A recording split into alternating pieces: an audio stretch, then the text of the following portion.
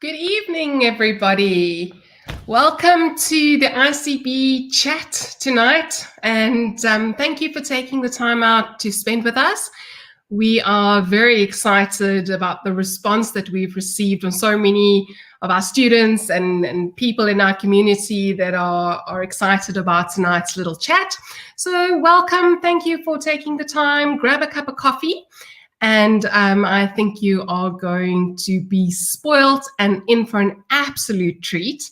This is an incredible opportunity to hear some of the most incredible tips and tricks of the trade from somebody who is an absolute boff when it comes to recruitment. So tonight, I'm very, very excited to introduce you to Barbara Cawcutt. I've known Barbara for, must be close on 30 years now. And I can tell you, to use an old saying, she's been around the block with recruitment. And literally sometimes it's the physical block, from pounding the pavements, from starting a recruitment business from absolute scratch to doing thousands, I think it's almost thousands of interviews now, and walking a journey with many, many youngsters, getting their first job, getting themselves ready for that first day of employment, and then walking them on a journey through their career, through different successes, and often placing candidates multiple times throughout their careers in the recruitment business. So without further ado, you're in for an absolute treat. So please take notes, and really some of the ideas I know are unconventional, but believe you me, Barbara is a voice worth listening to, and we're actually absolutely privileged to have her as our general manager, but also that she's taken the time out to share these tips and tricks with you. So enjoy, Barbara, over to you. Thank you very much, Belinda. And thank you very much for everybody for taking time out this evening to come join us. We know this is normally a difficult time with the family and you've got supper on the go, but we're doing a series of events with the ICB so that we can give back to the community. It's essentially give advice to our students, but anybody who can benefit from it is absolutely fabulous. Belinda did a fabulous webinar a little while ago about how to start a bookkeeping business, but it related to any starting of any business. Today it's how to get into the job market, and we want to share and give back. So thank you very much for joining us, and welcome to my home. This is the new normal. Before we would always have things at the office, and it would be a very set way of doing things. But I suppose 2020 has created a whole new journey and a whole new challenge in terms of how we do things. So yes, you are in my home this evening. So a very warm welcome for that. And I suppose with that comes challenges. That we all have dogs and we've got kids and we've got all those things. So yes, welcome to all of that. So hopefully you enjoy your evening with us, or the hour with us, and that you can take some benefits from it. Welcome to ask some questions on the chat side. If I'm able to, I will answer. Otherwise, the team will help, because you've got a fabulous team. So I want to thank the support team that we've got. So we've got Belinda, who's our director, who gave me a great introduction. So thank you very much. We've got Selma, who put this whole thing together, and then we've got Darren in the background that's also helping us. So we've got a team that make it a success, because there's no success in it's all within a team. So thanks very much to the support team, and you can always just email us or chat through, and we can help you with the greatest of pleasure.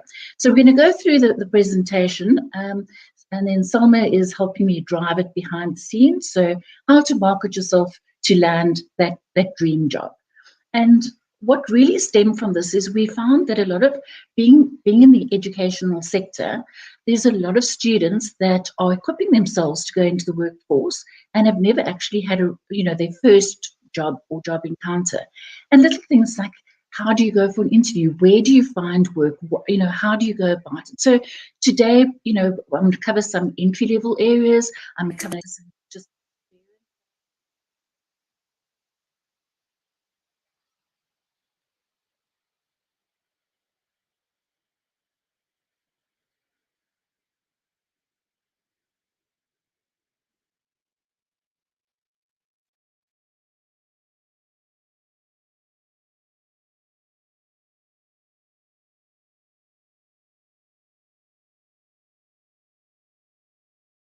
it in every capacity.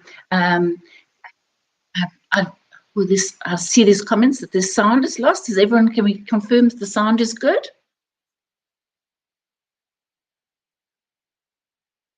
I'm going to carry on because unless I get any other messages.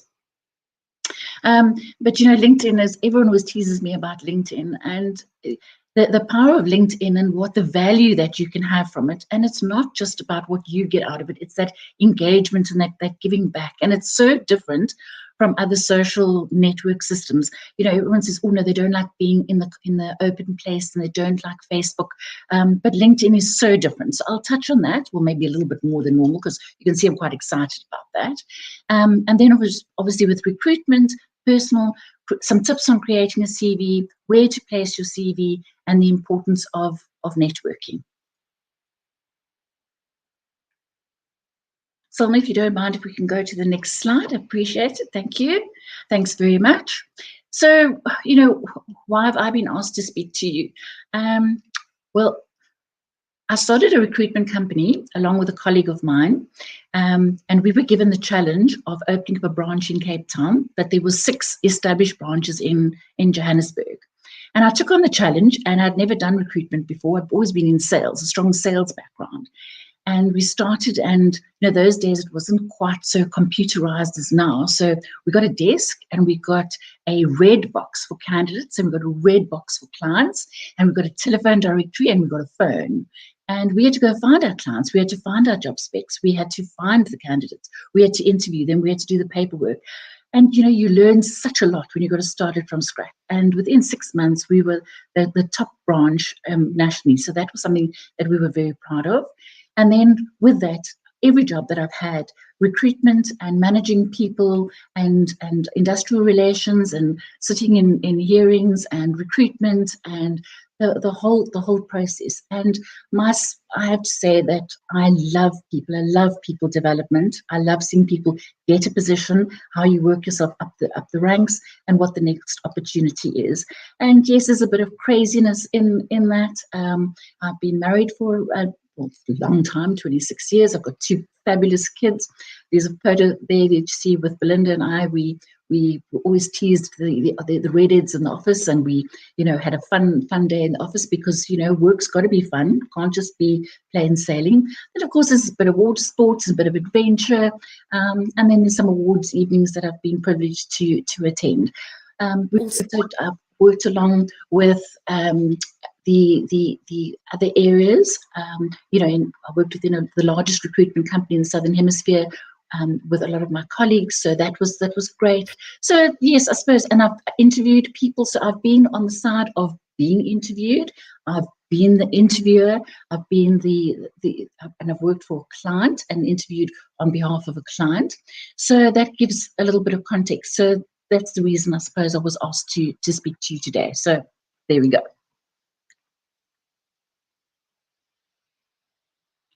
Creating your CV, and that's where there's a bit of thought that needs to go into it. I think, you know, you can make it as complicated as you like or as simple as what you like. And I think the drawing up of the CV, you want to differentiate yourself. That's the biggest factor. You must appreciate that the person that is on the receiving end of CVs is invariably the HR consultant or the recruitment consultant who's been given a task, and they've got all these job specs that are coming in, or these CVs that are coming in. And if every CV looks the same and everybody, you know, what makes you stand out? Sometimes there's over 1,000 people that can apply for the same position. So the market is a highly competitive market, and you must appreciate that looking for a job is actually a job, and it's a little project that you need to take on for yourself and almost make yourself the project manager of this job or this position. So what basics that you need, it's very nice to have a good image of yourself, get someone to take a really nice photograph. It doesn't necessarily have to be a professional photographer that's going to cost you a lot of money, because a lot of the phones and cameras can take some really good pictures these days. But just a nice professional picture of yourself is always good. A nice summary of your skills and that you've acquired, the education that you've acquired, the skills that you've learned. Any accolades and awards. And if you haven't worked yet, you must remember accolades that you got at school speaks testimony to that. Were you a head girl? Were you the tennis captain? Were you part of the volunteer debate group, or the give back to the environment? What do they say? The green group, where you go and do beach cleanups, because that speaks about your character and about how you give back, or your leadership skills. And if you've worked, maybe you were employee of the month, or you were the top salesperson, and really you need to put that out there. Previous job experience, it's always important that you start with your most recent experience and then work your way down, and give a brief overview of the company that you work for. Especially if you work for a good brand company, you want to brag about that, because that almost adds to your accolades that you had a position at a good company. Even if it was an internship or whether you did volunteer work, you need to add that to your CV. Then also reasons for leaving is very important, because everybody always looks at that. And also your tenure, how long you've actually stayed at your job. If you're someone that job hops often, every 4 months, every 6 months, that creates a bit of a worry for a recruitment person. So you need to give good, valid reasons for leaving. Has it just been contract work? Was it volunteer work, just so that you could gain experience? Because then that looks good. Whereas if you're just leaving all the time, that doesn't look so good. You also want a start date and you want an end date to all your positions. And any recruitment or HR person that's worth their salt will always track that and go through your CV. If there's a gap in your employment and you're not explaining that gap, that is when employers start asking questions. Why were you unemployed? What happened to your last job? Also, any volunteer work, if you work in the neighborhood watch, if you work in the environment, if you work with the penguins, remember that you are giving back, and it again speaks to character. So it's not just the accolades that you had at school, but also anything that you do within the community work adds to your CV. And this is where you can be creative as well. Your CV can be created on Canva. And Canva is obviously a do-it-yourself graphic design program that you can look at, and you can get a free version, and you can get you can pay for versions depending on how much you want to spend. You can get someone to do a professional CV for you. You can put it on PowerPoint, but make it color. Give it that bit of edge. Please avoid pages and pages and pages of a CV. 2 pages is generally more than enough, but you have to make those 2 pages absolutely punchy in terms of, this is what I look like, this is what I can offer, this is what I give back to the community, and this is the experience that I have. And then you go down with your experience. And references are always so important. References can be from your church leader if you haven't worked before, to give character reference. It can be from your school teacher, your headmaster. It can be maybe the sports coach. Just in terms of your character. And then obviously once you work or you do volunteer work, you're going to add those references to your list of accolades. But remember, your CV, it's not just something that you do and you finished and you're done. It's something that you go back to all the time, and you look at the wordings, and you look at and how better you can present yourself, and how better you can sell your skills. And if you've gone and done a short course, add your short course to that, because you need to upskill yourself, whether it be a long-term course or whether you do a short-term Udemy course. You want to make sure that you're upgrading yourself all the time, and your CV needs to reflect that as well. So remember, your CV is almost your walking business card. So it's got to resemble a little bit about your personality. So, but when somebody does a CV and it's black and white, and the first page is just your ID number and your age, sometimes you can already lose somebody, or if you're going to go into so much detail, I did debtors, I did creditors, but you can say I did the full facet of the accounts department, and I can do books up until a certain point. That gives you a little bit more points or elaboration. Yes, so we can move on to the next slide. This is the job portal. So you've got the CV, right? So you've done that and you've got your references. Now what? So now you can actually go to where you can find a place that you can post your CV, because again, jobs don't come to us. We would like them to, but we have to go out and go and look for the job and look for the opportunity. So there are many, many portals that you can go onto and you can post your CV, and these are free. And because the client who posts the ad, they pay for the ad, so it's not something that the candidate pays for. I made a list. So there's portals like Indeed. There's the more common ones: PNet, Career Junction, Glassdoor, Ladders, Job.com. There's one called LinkUp, Recruit My Mom, and LinkedIn is also an opportunity. But those are just a few. There's also some jobs that are sometimes advertised on Gumtree.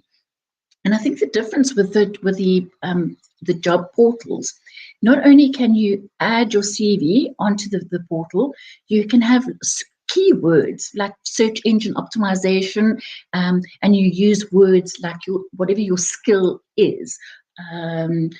It could be sales skills, target driven. If you in a sales environment, for example. So if you put, and then that you're computer literate, you've got Excel, you've got PowerPoint, the job search will actually look for positions on those portals that match, and you can actually set up a job alert. So anything that refers to your job skill, you can actually get alerted that those jobs have actually been posted, which maybe you have missed. Bearing in mind that you've also got to go to those portals, not only put your CV on them, but you've got to go and search positions as well. So it's very much be searchable and search, definitely a dual role. A lot of companies have also moved to in-house recruitment, where they don't always use recruitment consultants. They actually like to do their own. And in that regard, you can also sit down and go, okay, which companies do I like? Which companies resonate with me? Where would I like to work? And this is where you can also just be a little bit bolder or a little bit cheekier. I always call it cheeky, but that's how it works, is to get to that next level. Is if you don't get something, if you don't ask for it, isn't it? Is if you go to a reputable company or a blue chip company, invariably they've got a section that says jobs, employment, or career or employment offers, and you can sometimes load your CV onto that. So again, you can be searchable for companies, or you can apply for companies for positions that are on these roles. So that's another option. But I think just whatever it is, the only encouragement that I can give you is looking for, again, I'm going to reiterate, looking for a job is really hard work. It's probably the hardest job that you're going to have. And you're going to get a lot of rejections, and you're also going to get a lot of where you post a CV, apply for a position, and you just don't hear. And it sometimes feels like it's a big black hole that your CV's gone into. The only thing is keep your job search relevant to your skill set, to make sure that it's always appropriate to that of the services that you offer. And then also make sure that your salary expectation is reasonable. And then the only thing that I can suggest from there is to just keep going and just be positive. Remember that a smile can be felt. A smile can be heard over the telephone even. Just remember that. And if you're not feeling it, people aren't going to feel it on the other side. So you have to invest in yourself and just make sure that you get yourself motivated in whichever way that you need to do that. Right, so we can go on to the next slide, which is networking and internships. And this is also a section that you can never undermine or undervalue in terms of opportunities. So I'm going to emphasize, don't underestimate the power of networking. And this is your family, your friends, your ex-colleagues. And this is where you need to call on them and say, I'm looking for a position. Have you heard about anything? Is there anything at your company that you can think of? Because this is a case of that people, they might not know that you're looking for work. Maybe they think you're still studying or that you're happy in your job, and they might actually have a job that's just perfect for you, but they just haven't joined the dots. You go to a braai. This is where you need to chat to people. People always ask, so what do you do for a living? It's always one of those questions when a stranger meets you. You don't want to just use people as such, but it's a subtle approach of networking, because you must remember people that you meet as well and how best you can refer them as well, because that is the gift of networking. It's about karma, and it's about giving back, and it's about giving more than what you expect to receive. And it's amazing what you get back when you do that. The other thing that I'm going to recommend is that you find a mentor. A mentor is a great way to help you build up your experience, and mentors can be found in many different spheres. It doesn't have to be someone that you work with or your boss. Sometimes it can be somebody that you really value in the workplace, or someone in the community that's highly respected, and you get world advice. People learn so much from an elderly person. You always say, when an elderly person dies, it's almost like an encyclopedia. As you've lost an encyclopedia, you've lost a section of Google. So if someone's older than you, or being more successful at work, or people are doing really well, maybe it's someone that you went to school with, and they just seem to be progressing well in their positions, then bounce off ideas and help each other and support each other, and they might learn something from you as well. It's amazing what we learn from the new millennium that come into the workplace with that lovely energy. So there's definitely give and take. So explore that. Also consider volunteering. Volunteering, you certainly can increase your skill set. If you don't have work at the moment, why not go work at the penguin sanctuary or the animal shelter? And even if it is just to go and feed the dogs and give them water and walk them, it's the people that you meet along your journey. And maybe if you are looking for an accounts role, who knows that the animal cruelty might not actually have an accounts position at that time. And because they know you and they know your character, by that time they know what you've studied, you are halfway there. But again, you can add that volunteering to your CV that speaks for your character who's giving back to the community. Again, it's that karma. You give out, you receive. And then there's internships. You always say, we hear a lot of students that say, they've been looking for work and they can't find work. Sometimes, again, it's offering your services for a small stipend, or maybe even for free, and say to a company, you know what, this is the skill that I've got, or this is the skill that I need, and I've got the theory experience, but I don't have the practical.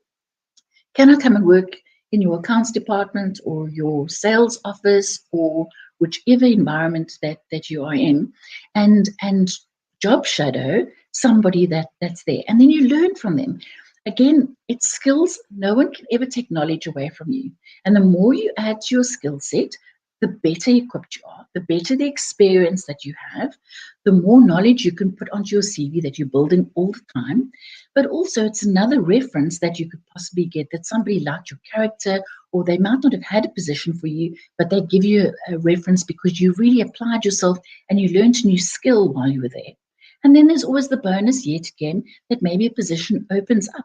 Maybe someone's going on maternity leave. Maybe the receptionist is going on maternity leave, and you're in a position that you can be the receptionist for the maternity leave. And you start as an intern, but now you're the receptionist. But as you finish your studies, you might join the accounts department, and you work your way up the ranks. So there's many ways to skin a cat other than just conventional door knocking to look for a position. Now there's the challenge, because you thought that was hard work. Now the hard work is you've got the interview. So what do you do now? Remember, interviews are very different these days. The new normal, sometimes the first interview is going to be an online interview. Sometimes it's going to be a face-to-face interview. Sometimes it's going to be a panel interview. And there could be a series of interviews. It could be a Zoom meeting. Then it could be a test where you have to do an IQ test of some, or a skill set test of some sort. And then you might have an interview with the HR manager. Then you might have a meeting with the line manager. Then you might have to go and meet a panel of people. So interviews come in various forms, and you need to prepare yourself for that. One of the key things is always be on time. Something that we shouldn't necessarily have to say, but I need to reiterate that it's so important to be on time. I would suggest that you even get to the appointment a little bit earlier. Especially if it's a face-to-face appointment, you want to be there not 20 minutes before. Is almost too early because people feel uncomfortable because there's someone in reception for that long. But if you're there 10 minutes early, you know what's nice is that you haven't got lost and you're not all stressed. If you need to go to the bathroom, you can. You get your glass of water, you adjust yourself. But it's a wonderful, wonderful opportunity to sit in reception and see the kind of culture that resonates in that company, and whether that suits you. Because as much as what they're looking for the best candidate, you're looking for the best fit. You spend most of your time at work, so you want to be really happy there. So you want to get that good feel. Always be respectful and polite and friendly to everyone that you meet, whether it be the security guard or the receptionist. And oftentimes this is where people go wrong. They end up either being a little bit rude with the receptionist because they couldn't get a parking bay, or maybe the receptionist didn't bring them water fast enough, or whatever, because whatever their issue was for the day. And when the interviewer comes, the candidate is always so super friendly. But sometimes it's the HR manager or the line manager that is actually relieving the switchboard operator, and the client.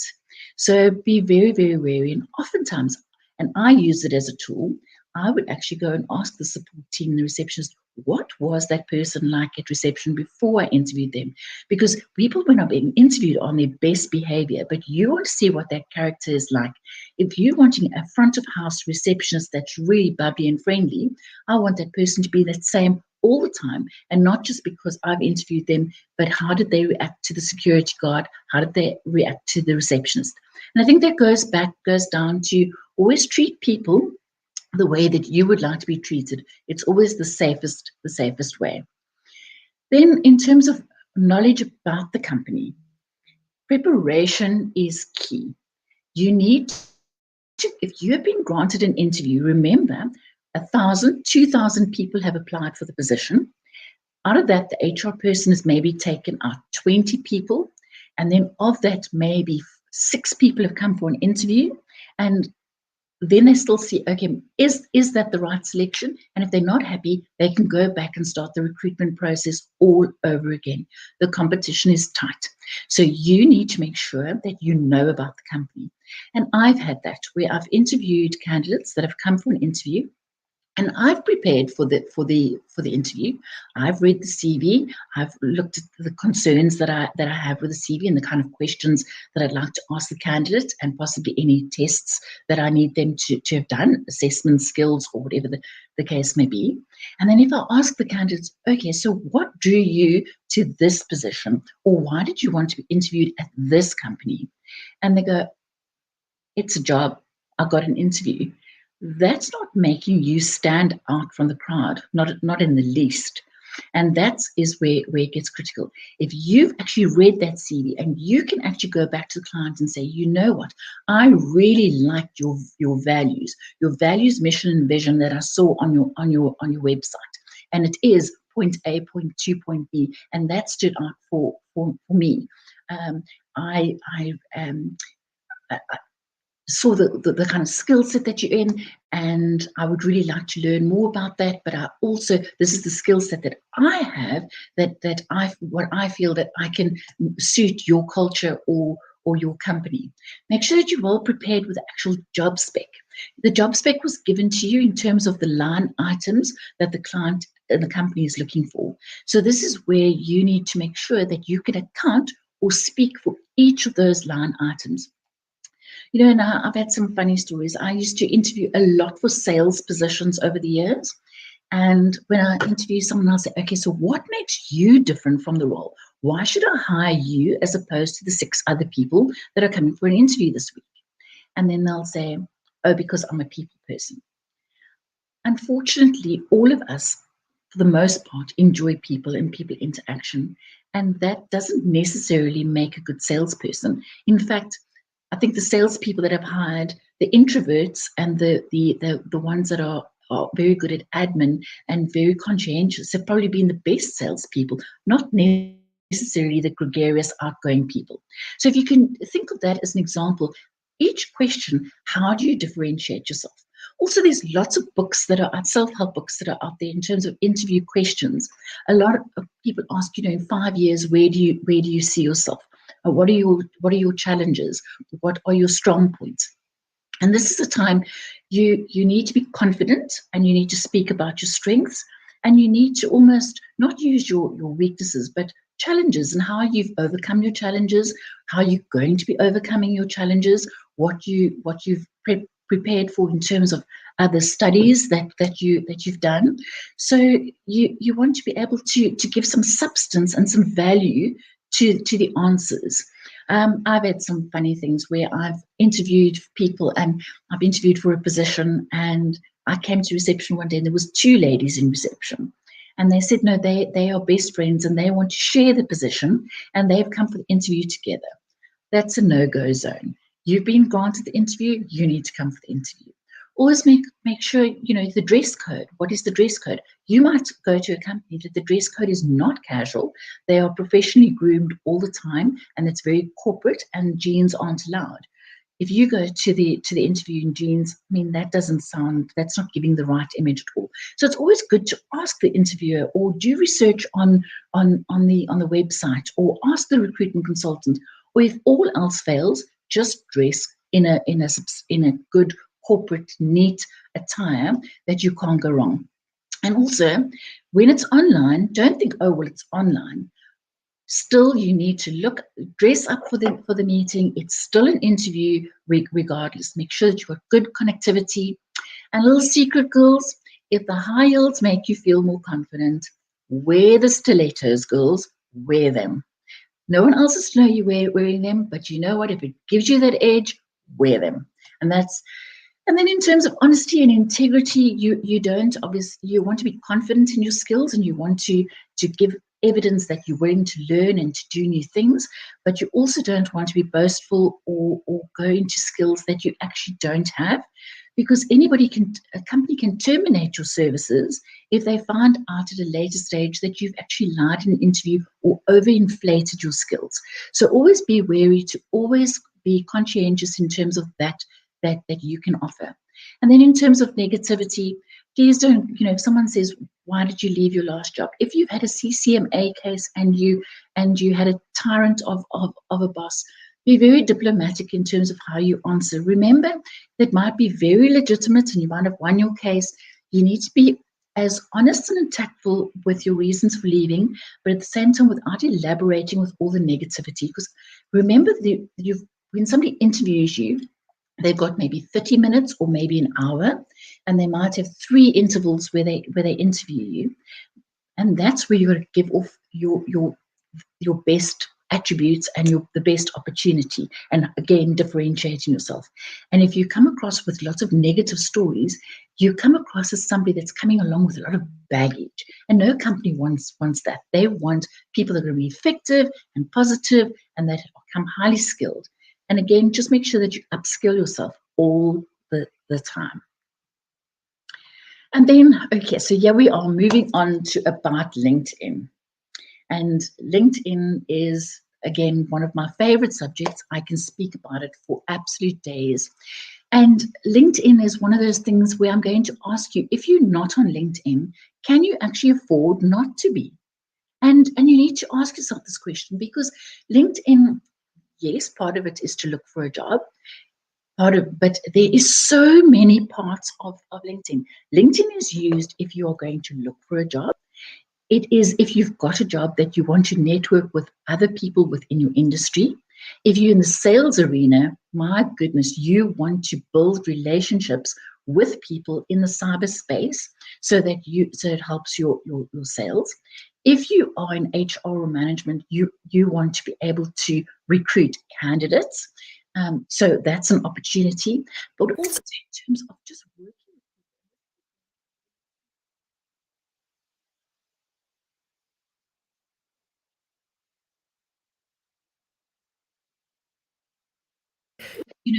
There's certain things that you need. You need a good updated image. I believe the sound's gone again. Is Belinda, you're saying it's back? Okay, great. No? Okay, back. Okay, they're saying it's better. Okay, thank you for the support team. So with regards to LinkedIn, you need an updated and you need a positive image. You need to make sure that you've got a brief summary of your skill set. You need to put your work experience in chronological order, and you need to build connections. And I chatted to somebody who's actually a friend of mine. He works in the UK, and he said to me, "Bobs, I'm looking for another job, and I just can't find one." So I said, "Are you on LinkedIn?" He said, "Yes, I am." And then we went and we had a look on LinkedIn, and he had 25 connections. And when we had a look, those 25 connections were actually his friends. So I said to him, "But my friend, those 25 people know that you're in the job market because you're friends with them and you've told them on Facebook that you're looking for friends or looking for a position. But it doesn't help if you're telling the same people the same message on LinkedIn. So you need to put yourself out there. And I would suggest that you look at different people's profiles so that you can constantly build on your profile. And LinkedIn has got a wonderful opportunity where it shows you step by step how you're progressing with your LinkedIn profile. I use LinkedIn for so many things during the day. I've got my positions. I've actually got a position from LinkedIn previously. I've used it for recruitment. If I'm going to interview someone or I'm going to go and see some client, I always go and I have a look at their LinkedIn profile, and so that I can make sure that I can actually meet them, and or at least see what their experience is, what they look like. So when you're in reception, you already know who you're meeting and who you're actually going to network with. So that is great. So it creates that little bit of building a relationship in cyberspace, and especially now in COVID and 2020, where we can't actually attend physical networking, this is where you can. So you really want to build connections, and you want to build connections, and this is where you swap ideas. And when you're in your position, if you're the finance manager, you network with other finance managers. You then will hear about seminars that are going, that maybe you can get more CPD points, you can gain more experience. You network. You can maybe contact another financial manager and say, my industry, we're struggling. What's your industry like at the moment? It's a wonderful opportunity. Then there's Udemy Academy, where the first month you can try for free, which is absolutely great, and then you can pay a nominal amount. But they've got so many different trainings, skill sets that you can do, from soft skills, how to manage conflict in the workplace, how to conduct yourself in an interview, how to be an effective manager, how to have effective staff meetings, right through to teaching you how to do an Excel spreadsheet. There's just an abundance of training that's on there. So that is absolutely great. So again, can you afford not to be on LinkedIn? Remember, also when I've had staff members that have said to me, they don't really want to be on LinkedIn because they don't like social media and they don't have a Facebook account. Just remember that Facebook, I can appreciate that you don't want too many people knowing your private life and there's different settings, but in LinkedIn, you want people to know about where you are and what you're doing and all the rest. And there's also courses that are available on Udemy that you can use. There's lots of, and Google has got an academy. There's many options that you can look for free options. And then also what I'm going to share with you is, like with the internship and the volunteering and the giving back, Make sure with LinkedIn that you engage. Don't be one of those people on the side that's got a profile but that's not interacting. You need your profile viewed. That means that you need to comment on other people's profiles. You need to share engaging content. You need to celebrate people's wins if they've got a promotion, if they've had a birthday, if they've got a work anniversary. There's many ways that you can engage. And the minute you start playing with LinkedIn, your confidence will grow and you can play a lot more. I say play, but you can make it fun. A lot of people think they started off with a chore and now they go, actually, LinkedIn is great and I've got all these valuable contacts and, I've got my next sale from LinkedIn. Just remember, LinkedIn is a tool that I can't emphasize the number of uses that it's actually got. And then I'm going to show you a little fun little picture in terms of being professional. Facebook is one thing; it's your own social aspect which you can use. But when you're in the job market, your WhatsApp picture, your LinkedIn, those are things that companies do look at.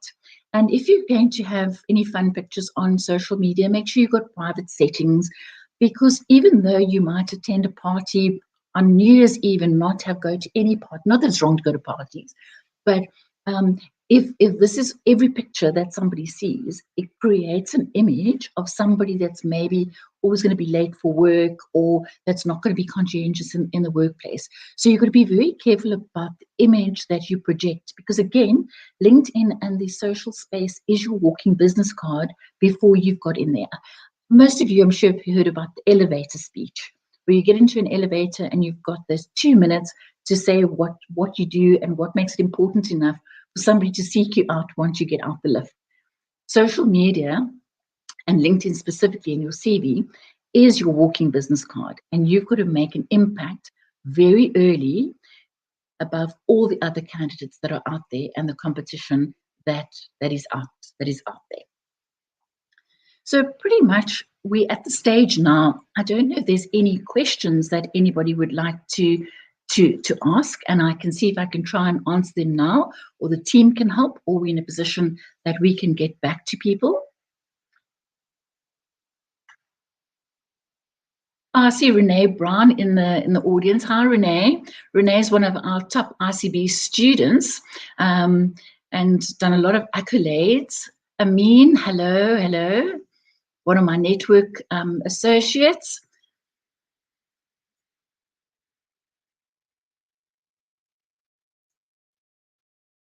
So I'm just seeing if there's any questions.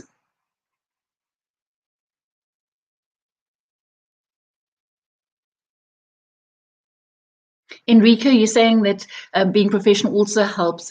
Thank you very much. And to add to what you're saying, in your professionalism, always make sure that your spelling is correct. And you can always use a package called Grammarly, or and to make sure that your CV not only is impactful and that it's got color and that there's a really nice professional photograph, but you also want to make sure that your spelling is right. Spelling is a big thing. Ilse, you said it's very practical, so I'm glad that you got some value out of that. Thank you very much. Enrico, yes, experience. Experience is one of those things that it's hard to find. Every company is wanting experience, but the only way that you can get experience is obviously to get out there. And if someone can't give you the position, then you need to become that intern person or that volunteer. Like I said, that becomes a springboard for other opportunities. All I can say is on this point is best of luck for the job search. Find your mentor. Also go and get your LinkedIn and your CV right. Go and ace it at that interview stage. And we really encourage you to like our YouTube channel and our page and subscribe, because there's going to be a lot more value tools that are going to be shared by other colleagues and other areas that we can to share back and give back to the community. So we certainly hope that you've enjoyed it, and I've enjoyed having you in my home. And thank you very much, and good evening.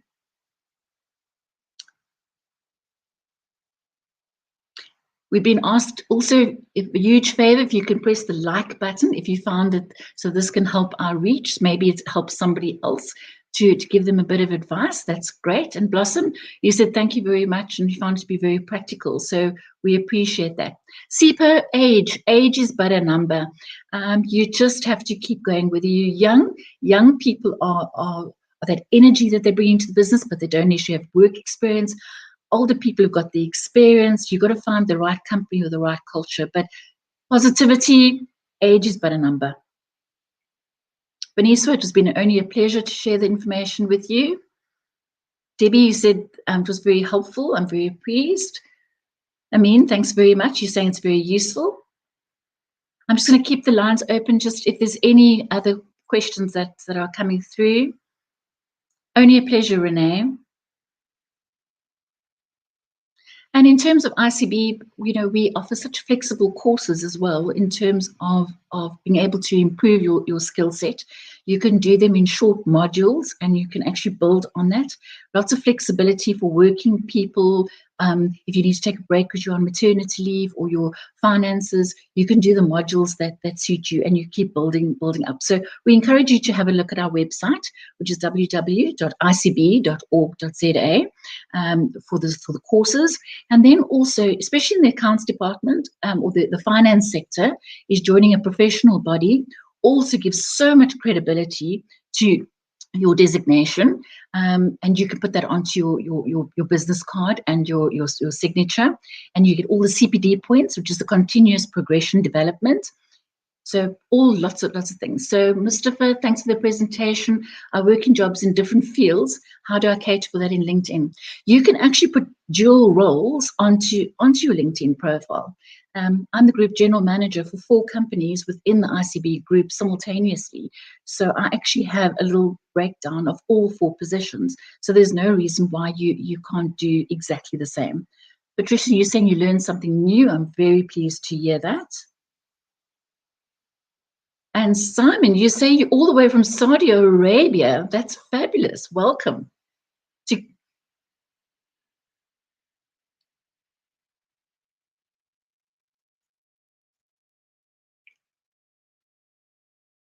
Nanette, it was a pleasure. Sonia, you're asking how to change to another career. That's a skill set. It's going to go and empower yourself. That's where you want to go and do volunteer work. You want to do the Udemy, the Google, there's the free courses, there's the accredited courses where you need the certificates, which obviously is going to put you in far better stead. But it's all about experience, and it's certainly in terms of the experience that you've got. Go and volunteer at a company in your spare time if you want to help maybe a smaller company with their books in the evening to gain the experience. That's a way that if you wanted to fluctuate possibly from an admin position into accounts, for example.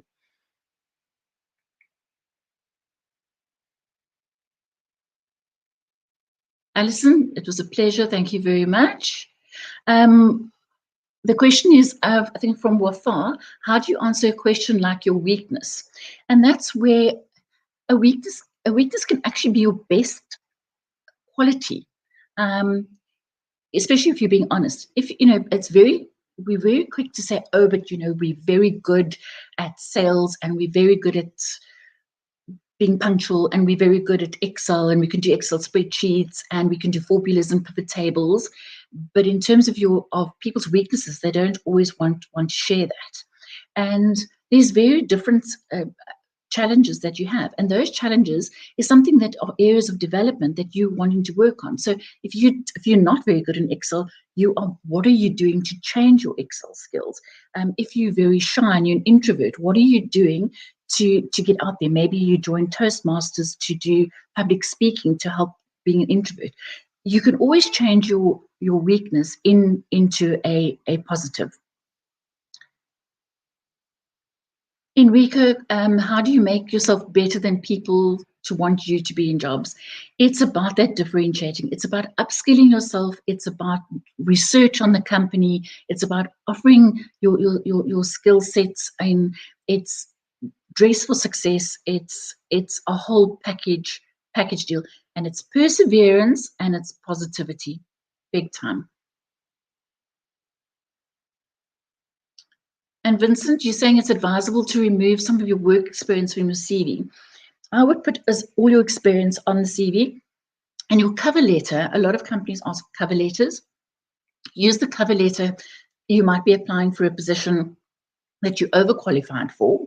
You've got the experience, but might be more of a junior position that for whatever reason, your circumstances you're applying for.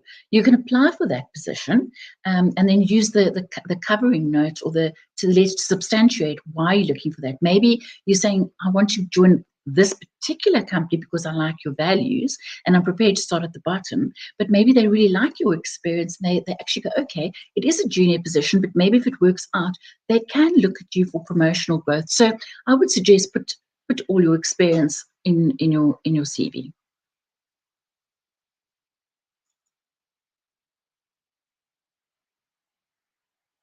Malika, you're saying, do we offer Sage?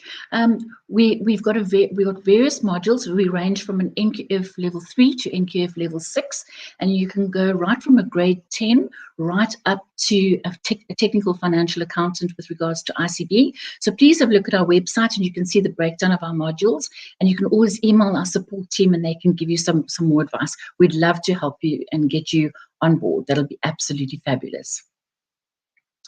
Simbiso, you're saying thank you for the inspiration. Well, if nothing else, if you feel inspired, then we've won. Thank you very much. Lorena, you're saying if you've worked for one company for 18 years, but in different roles, do you state all the roles in your CV? Yes, you certainly do.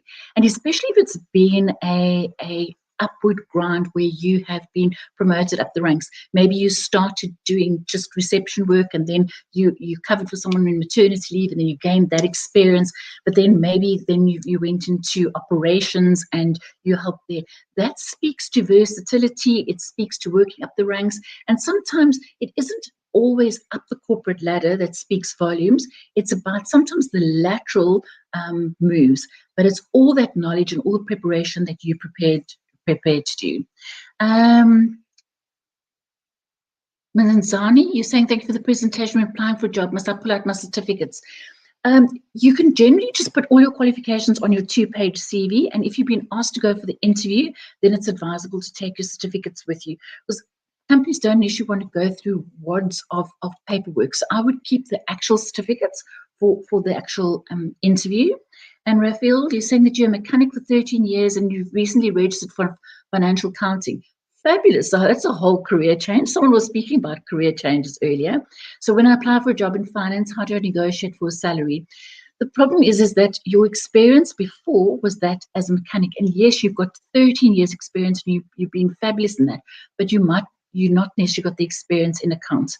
So it might mean taking a step or two back initially, but then you can fast track from that with your experience and with your upskilling yourself and your qualifications, that you can get promoted quicker. So sometimes you've got to take 2 steps back to take 3 steps forward. I call it the cha-cha, but you've got to just keep going.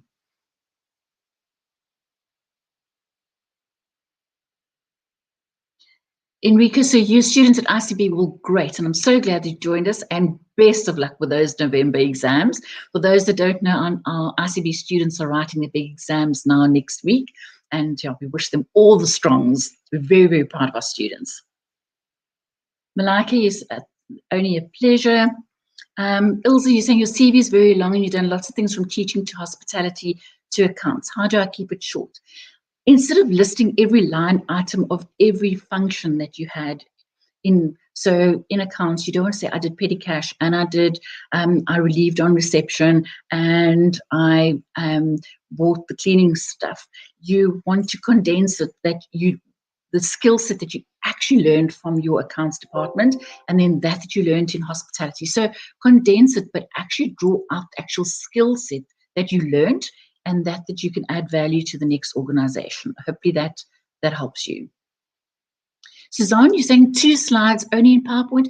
PowerPoint is a suggestion. You can do your CV in Word, you can do it in Excel, you can do it in PowerPoint, you can do it in Canva, you can do it any way that works for you, that is that it stands out, and that always ultimately it's about professionalism. And 2 pages is generally a good number. Akash, it was only a pleasure to do the live stream this evening.